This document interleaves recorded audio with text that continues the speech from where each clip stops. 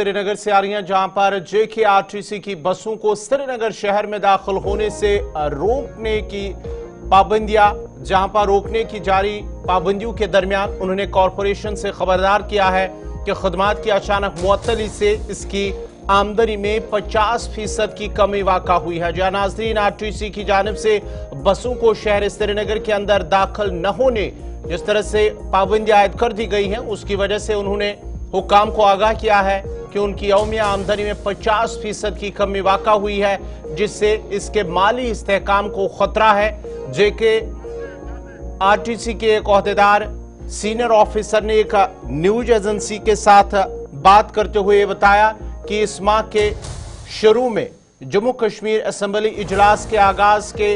बाद ही कॉरपोरेशन को अचानक हिदायत दी गई है कि वो अपनी खदमात को फिलहाल श्रीनगर के अंदर उन्हें दाखिल न दे और उनके खदमात को रोक के रखा गया है, जिसकी वजह से उनकी यौमिया आमदनी को नुकसान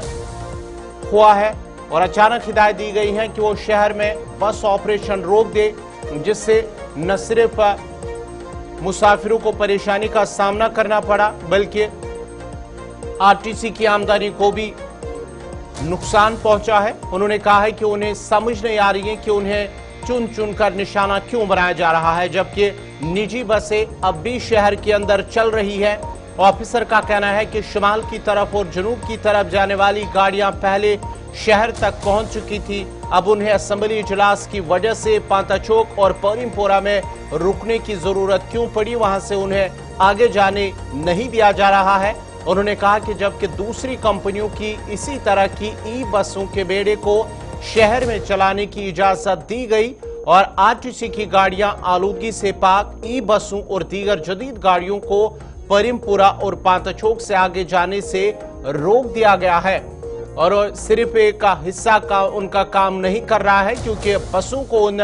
2 पॉइंट से आगे रोका जा रहा है। ऑफिसर का कहना है कि यह मामला ट्रैफिक हुकाम के साथ भी उठाया गया, लेकिन अभी तक कोई जवाब नहीं मिला है। जेकेआरटीसी के मैनेजिंग डायरेक्टर ने इंस्पेक्टर जनरल ऑफ पुलिस को एक खत लिखा है, जिसमें कहा गया है कि पाबंदियों की वजह से कॉरपोरेशन की यौमिया आमदनी में 50% कमी हुई है और 8 लाख रुपए से कम होकर 4 लाख रुपए रह गई हैं। एमडी ने मजीद कहा कि इससे सरकारी खजाने को माली नुकसान हुआ और आम लोगों को भी मुश्किलात पेश आई हैं। खत में एमडी ने आईजीपी पर जोर दिया कि वो बसों को श्रीनगर शहर के अंदर दोबारा काम शुरू करने की इजाजत दे, ताकि मुसाफिरों और कॉरपोरेशन दोनों को दरपेश मुश्किलात